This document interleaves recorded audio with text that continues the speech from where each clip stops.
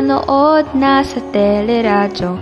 Makinig, manood na sa teleradyo.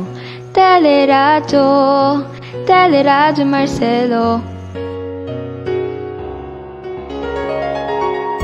Sa gitna ng mapanubok na panahon, magkahatid sa kakibat ay diskusyon. Sama-sama tayo, kahit magkalayo. Sa programang ito, tiyak ang pagkatuto. Teleradyo, teleradyo Marcelo. Teleradyo, teleradyo Marcelo. Teleradyo, teleradyo Marcelo. Magandang araw sa lahat ng ating mga tagapakinig sa ika-11 baitang. Ito ang Teleradyo Marcelo, ang telearalan ng bawat Delpilarian. Ako si Kimberly Faye Diaz mula sa Marcelo H. Del Pilar National High School. Handa na ba ang lahat? Siguraduhing naisagawa na ang inyong iba't ibang gawain dahil sa ilang sandali lamang ay magsisimula na ang ating talakayan. Magandang buhay sa ating mga masisipag na mga binata at dalaga. Narito si Architect Jaworski Linag upang samahan kayo sa hagdan ng pagkatuto sa asignaturang Philosophy. Aasahan kong pagkatapos ng leksyon ay kaya ninyo nang gawin ang ipagagawa ng ating guro. Huwag na nating patagalin pa. Narito na si Ginoong Linag upang tayo'y magsimula. Makinig, manood na sa teleradyo. Makinig, manood na sa teleradyo. Teleradyo, teleradyo Marcelo. Sa gitna ng mapanubok na panahon, magkahatid sa kakibat ay diskusyon. Sama-sama tayo, kahit magkalayo. Sa programang ito, tiyak ang pagkatuto. Teleradyo, teleradyo Marcelo. Teleradyo, teleradyo Marcelo. Teleradyo.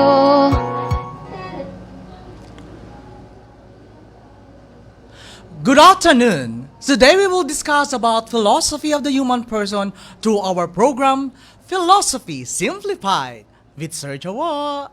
In Teleradyo Marcelo, ang telearalan ng bawat Delpilarian. So, I invite everyone to find a comfortable place and actively listen to our discussion and share, comment down their insights later. So, are you ready, class? Okay. First, let us look at this picture. What do you see? You can comment your message on our chat box.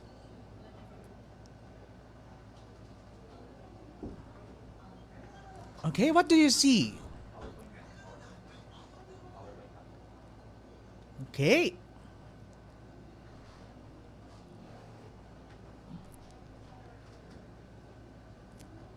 Anyone can tell about the picture which we projected on the screen? Okay. Okay, let us continue our topic for today. So last week, we discussed lesson number 5, which was about intersubjectivity, the shared awareness and understanding among persons. It is made possible by the awareness of the self and the others. It's very important that we, people, as human beings, learn to interact with one another. So this is the topic that we have discussed last week. And today we're going to discuss another topic. We're going to discuss about the human person in society. Of course. Okay, so someone posted here. There's a crowd walking on the street. So, thank you, Miss Tintin de Mesa. So what else? Oh, people walking. What else? Okay, thank you. So let us continue. So what our objective for this topic? Our objectives came from Melk's number PPT 11/12 dash 2F dash 7.1 and 7.2. So our objectives for today's are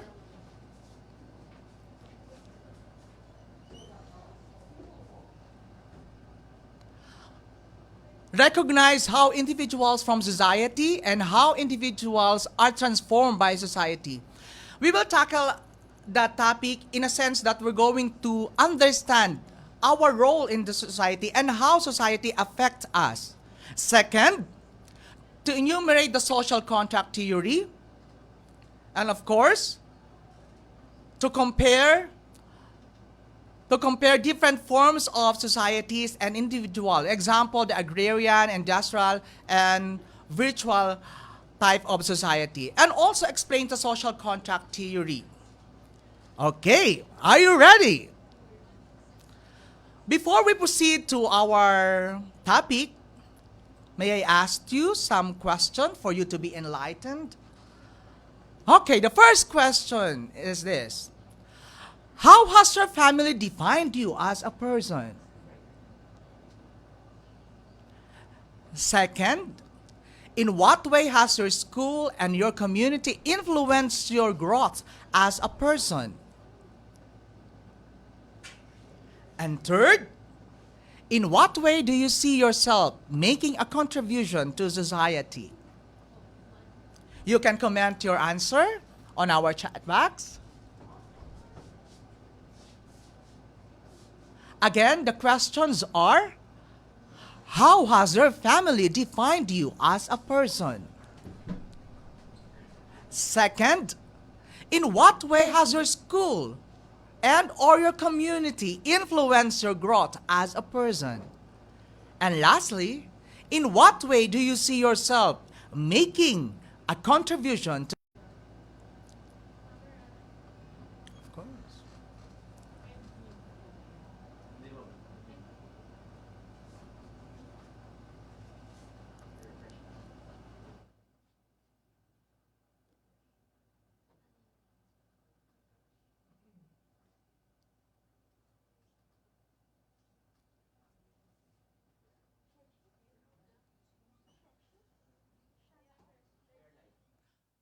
Okay, let us continue.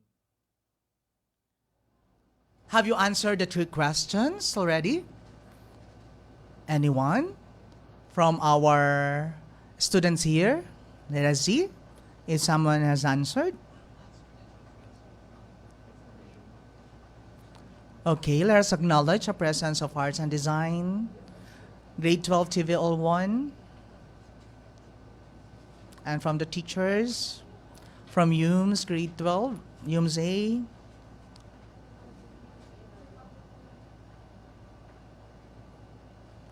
Of course, okay. I'm still waiting for your answer.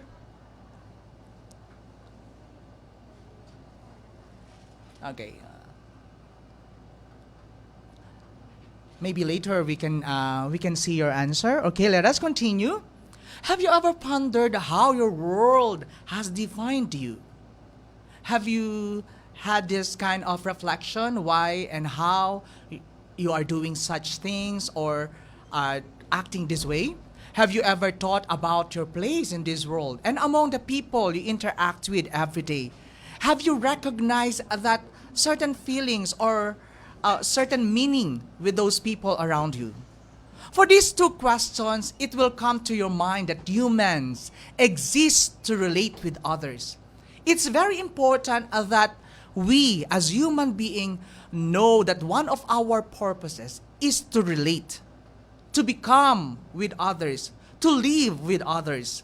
The person is by nature a social being. Again, may I repeat this? The person is by nature is a social being because he or she has a tendency to go out of himself or herself to form bands and relationship with others. It is very important that we go out of our comfort zones, enable for us to attain that personhood, that humanity. So that's why these things, this development came to us, the development of society. So what then is society? Society is an organized group of people whose members interact frequently. May I repeat this? Interact frequently and have a common territory and culture. Society also refers to a companionship or friendly, an association with others, an alliance, a community, or a union. Can we say that having friends, having group of these people around you is a society? I believe so. Because according to its meaning, it refers to a companionship, a friendly association with others, an alliance, a community, or a union. We believe that many people ask how society was developed. Let us understand also how these people, how these thinkers believed the development of society. Philosophers consider society the product of deliberate action by individuals who come together in pursuit of a common goal. Again, a pursuit of a common goal. We are all looking for a common goal. And that goal, maybe all of us are wanting to have a peaceful relationship, a happiness to all our journey. As an individual, members of the society can transform themselves and attain development through their interactions with society. In turn, humans are also able to influence society through their action. Meaning it's a give and take relationship. It's not only the society that influence us, but also us as an individual influence those in the society. Okay, let me read some answers from our previous question. According to Ana Clarisa Reyes, she said that on question number 2, my school and community enhanced my social growth. This taught me how to function in a society. That's good. That's a nice reflection, Miss Anna. Thank you. Of course, John Noel de la Cruz, he said that I am the most quiet and youngest in the family. So maybe that's his contribution.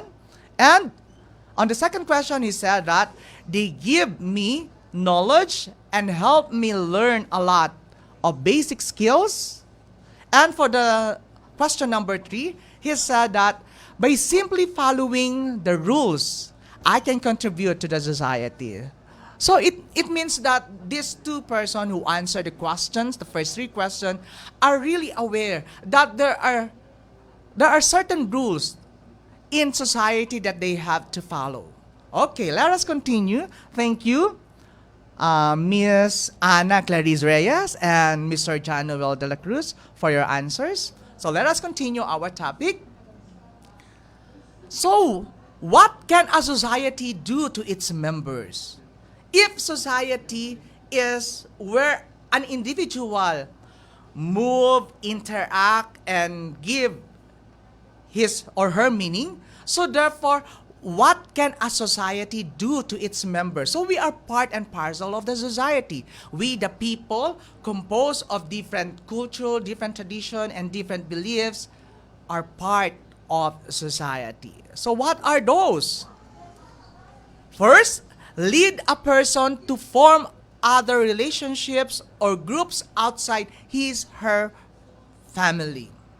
So therefore, the society gives us a meaning that will bring us outside our comfort zone, our family. So it might be our neighbor, might be our friends or people in the schools and so on and so forth. Second, it provides support that ensures the development of human person. It provides support. So it means that society is the one giving us the support. It gives us that development, enable for us to become a person who is dignified, who is well preserved, or or entails a duty that is very responsible to the needs of society. Third, a society equips you with knowledge and skills that enable you to effectively interact with your society as a productive individual. So it means that we, as member of society or individual in a society, it is very important that we become productive. We need not to be like Juan Tamad, that we have to wait for the fruit of guava to fall down on our to fall down on our mouth. That's not the meaning of society or the of being part of society. We have to act. We need to be productive. We need to be part of society. And enable for us to become part of society, we need not to be stagnant or to be on a certain place. We have to move. We have to be a productive individual. Okay. The next question is how society is being formed.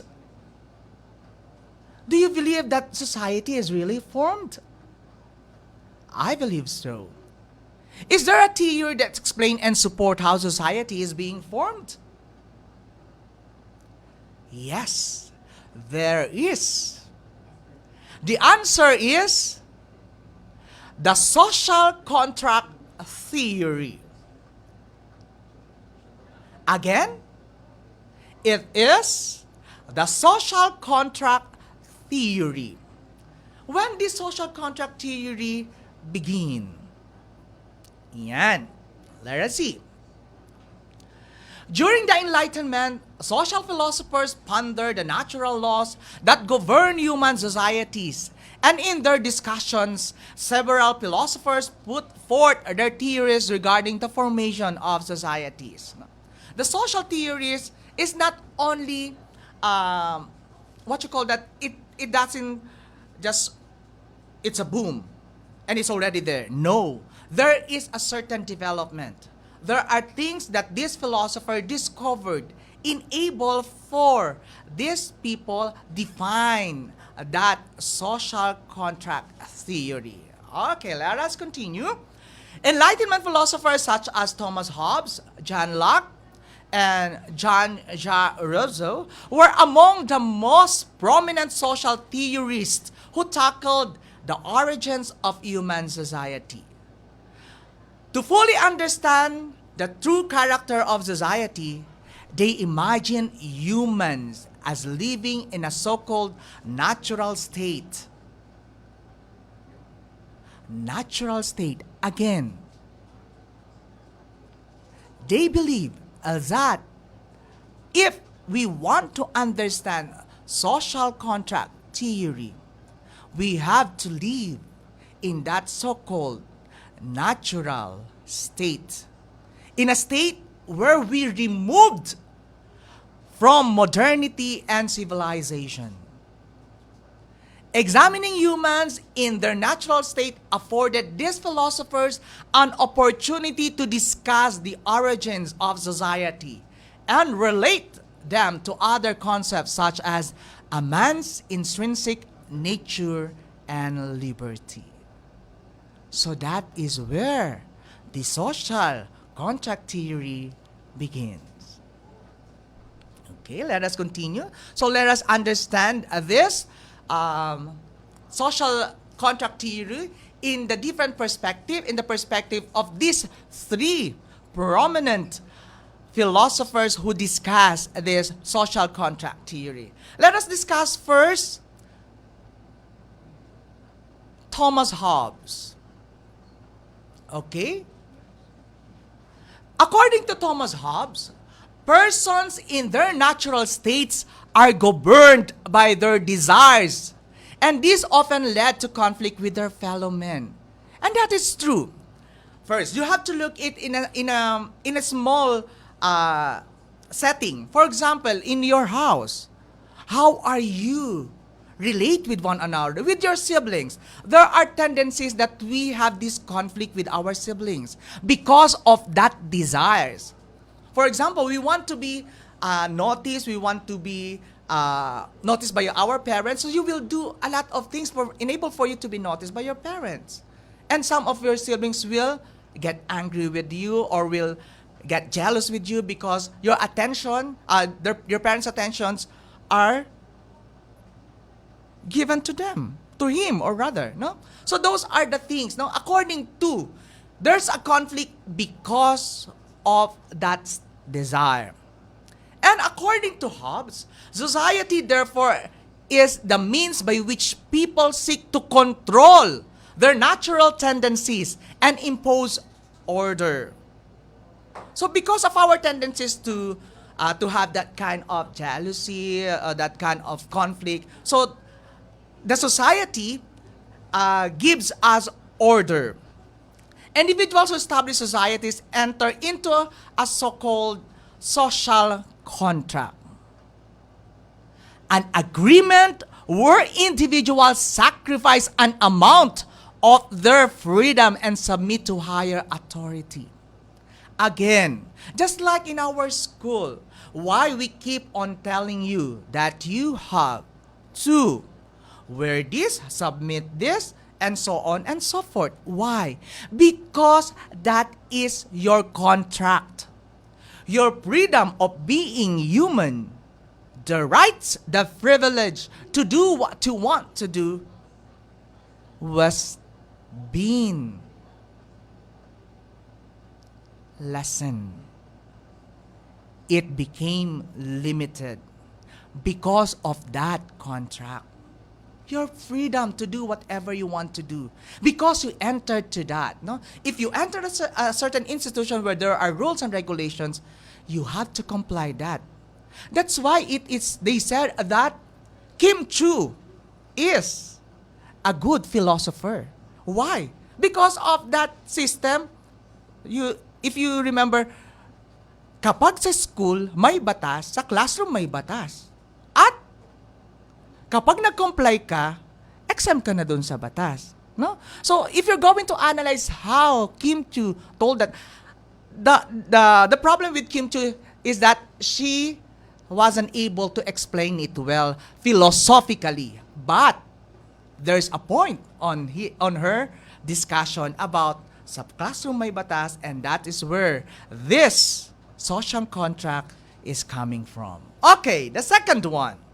Let us discuss the other philosopher, John Locke, who proposed his own ideas on the social contract with a different assumption. So, if Thomas Hobbes has a certain contract wherein there's a limitation because you give your freedom to that, your certain freedom to society, in John Locke, he considered persons in their natural states as a more cooperative and reasonable. Again, more cooperative and reasonable. So therefore, we in our role in society, we must know, according to John Locke, we are cooperative and reasonable. So we need not to have a certain rules or regulations, but because we always obey. Just like to your parents. Are you obeying your parents? I do hope that you are obeying your parents. And also you are obeying your teachers. When your teachers told you to submit this on this date, have you able to do that? Okay. So that is John Locke perspective. And the society is formed through the consent of the individuals that organized it. Ibig sabihin, we organize the society. So therefore, whatever the society imposed to us, we will follow that because of that. No? This concept is known as the consent of the governed. We build the society, we let the society give us rules. So therefore, we have to follow that. No? Please. Locke social contract is a covenant among individuals to cooperate and share the burden of upholding the welfare of society. It's not only one role. For example, what is happening to our country? We are suffering from pandemic. It is not only the role of the president, the government, the health workers, but also our role. It is also our role to follow. For example, there's a certain rules and regulations that we have to obey, especially on the health protocol. We need to follow that.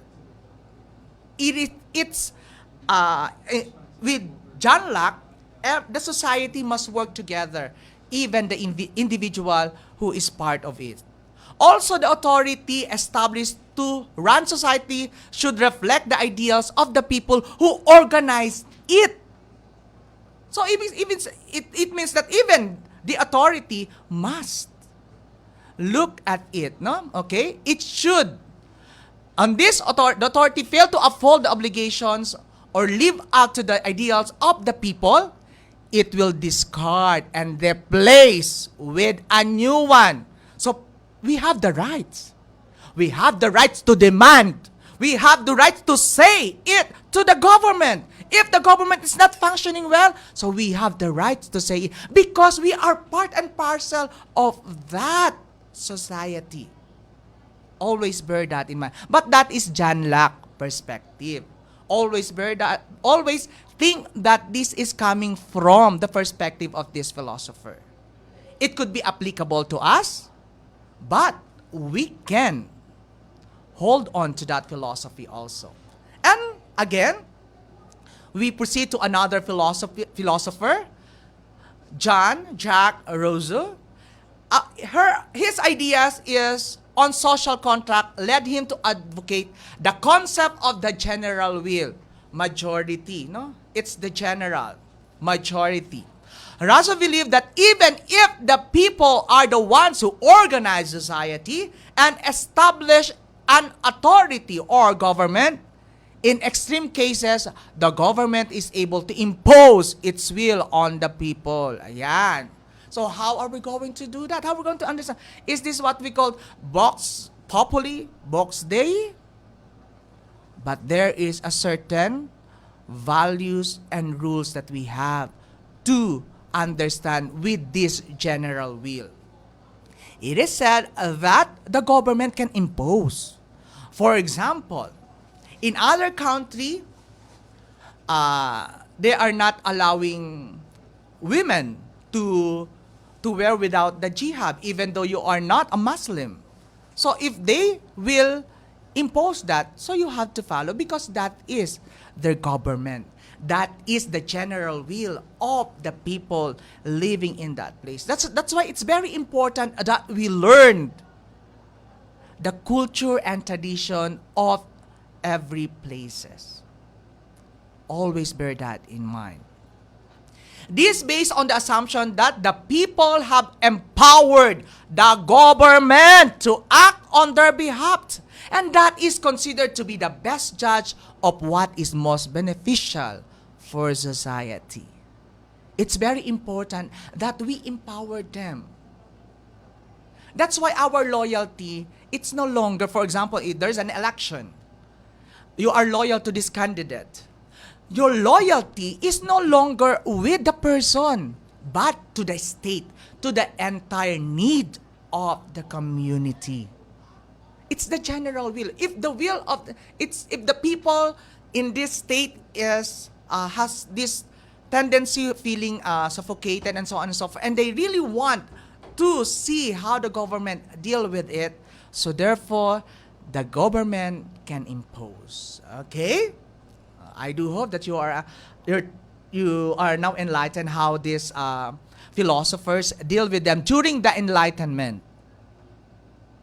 And if there are philosophers who think about social contract theory in that era, in the Enlightenment period, there are also some philosophers who also have this social contract theory in our modern time. And who are those? First, Aside from Hobbes, Locke, and Rousseau, there are modern philosophers discuss their views on social contract. They give emphasis to individual decision making in society. Again, individual decision making in society. Even the young ones has the power to decide. You has the power to decide. Young as you are empowered to decide for the welfare of everyone. They give emphasis. One of them is John Rawls. He redefined social contract and explained that human beings approach social cooperation in a rational manner in order to meet their individual self-interest. Social cooperation. How are we going to understand this? Just like this one. If you have some friends, if you want to go to a beach, you want to take, you want to swim, you have to approach and have that cooperation with a group enable for you to go to that beach and not you alone will go to swim. Okay? Rawls introduced a version of the natural state which he called the original position to explain social formation. He imagined humans having a veil of ignorance or no knowledge of one's own characteristics such as gender, race, or social status. In this state, humans would naturally seek a just and fair society to look out for their own interest. It means that wala. It is only for us. It's centered to us. We don't define our gender. We don't define anything. But it is me alone. So it means that society will look for my own interest. Everything. There's no separation of gender, whatever, position, or whatsoever. Your concern is that society must give my interest.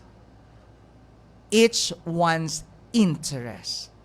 The focus of John Rawls' perspective on social theory is that individual must be given special attention by society. Okay? And aside from Rawls, there is another one, a philosopher named David Locke. He described people's self-interest as a significant factor in building and maintaining societies. Self-interest. If my interest is for the growth of the country, so therefore, this is very significant for maintaining the society. People choose to cooperate since it's beneficial to meet their self-interest.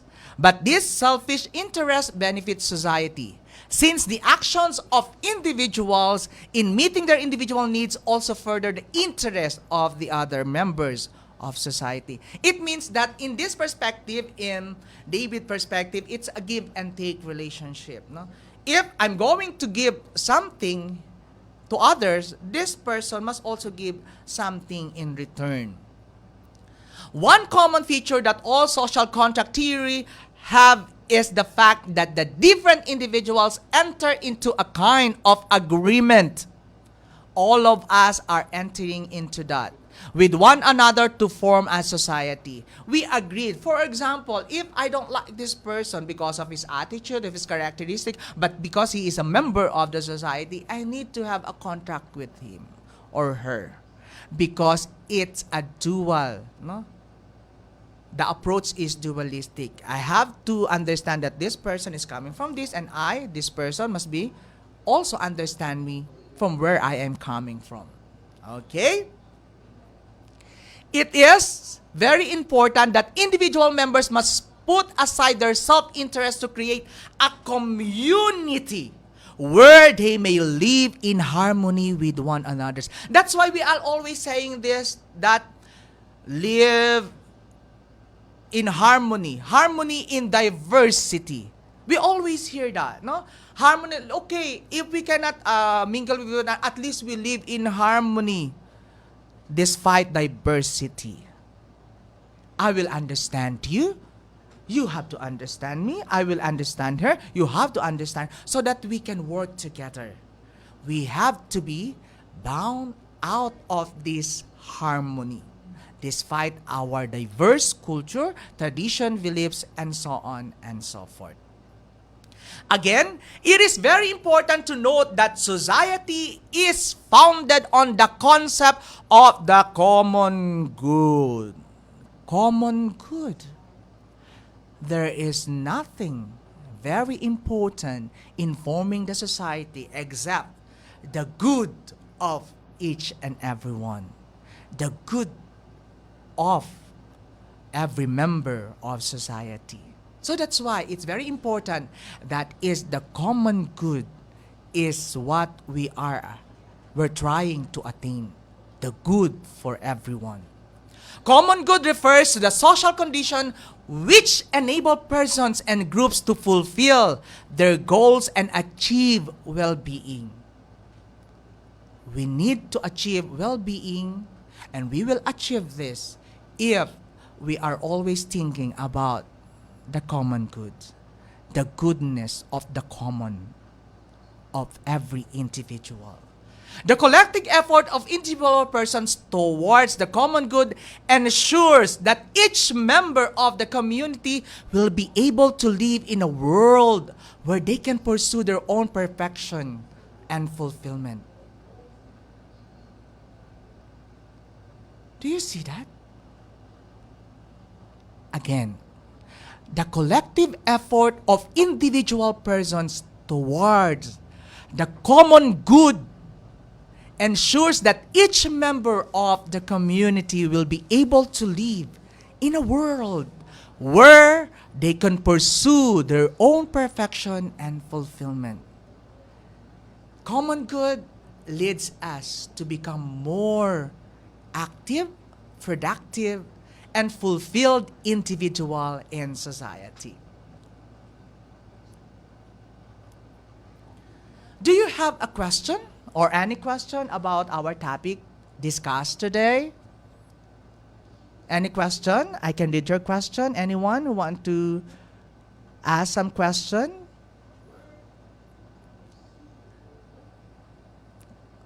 If you don't have question, I will be the one to ask question. Okay? Don't be afraid to ask question. If I can answer it, I will give my answer. But if I could not answer it, so we will research about it so that we can interact and we can talk about it, the question that you want to ask. Okay? From Arts and Design, anyone? From UMSB? UMC? UMZ? Any question? Okay. You are free to ask questions, okay? If you don't have question, of course, I will be the one to ask questions. And this will be your assignment. Okay, so you had to submit this on your subject teacher. So if you have watched this, so we will move on to the question for your assignment. So what our assignment? Ayan. So we have only 2 questions. The first question is, what are the factors or influences that drove human beings to establish societies? What are the factors or influences that drove human beings to establish societies? On our topic discussed, the topic that we have discussed, what are those influences or factors? Second, reflect on the groups that you interact with regularly. For example, with your parents, with your peer, or with your classmate. It's up to you. How these groups uphold the common good. And for the criteria of our, so what are those? The rubric for our questions. First, content and ideas are organized in a clear, logical manner.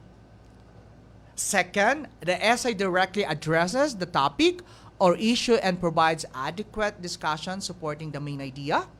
Third, the essay employs standard grammar conventions, proper punctuation, and proper word choice. And last, the paper is original. Again, original. And does not contain plagiarized content. Because we can easily search the answers on the internet. But it's why we are asking this, so that you will be the one to answer. And let your idea reflect on your paper. Why it's very important? Because it's very important that the knowledge that we gain from philosophy is teaching us to have a mind open to realities and open to all perspective, and so that our mind will create something that will give us meaning as a person. So philosophy is giving us a rational way to understand everything that surrounds us. That's why we discuss this human person in relation to society and the social contract theory, enable for us to understand what is our role. If our role in intersubjectivity is that we need to connect with other people, we cannot live without others.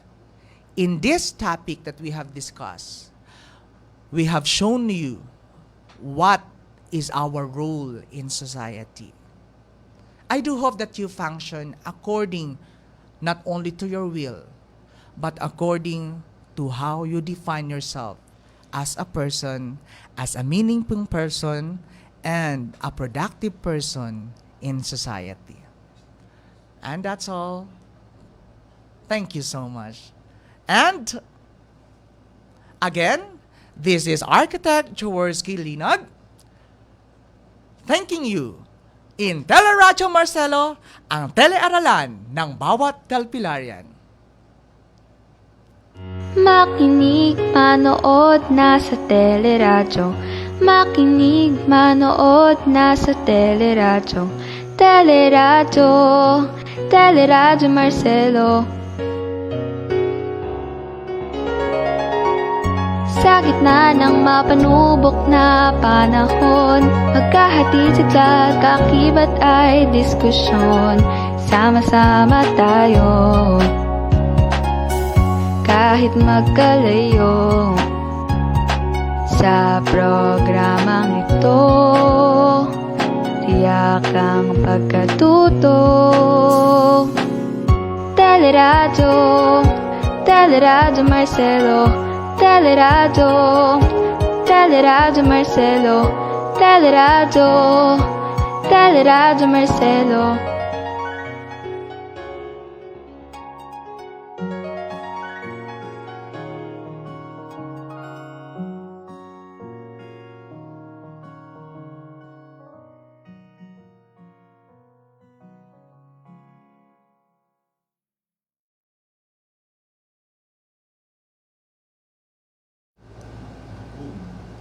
Salamat, Architect Linag!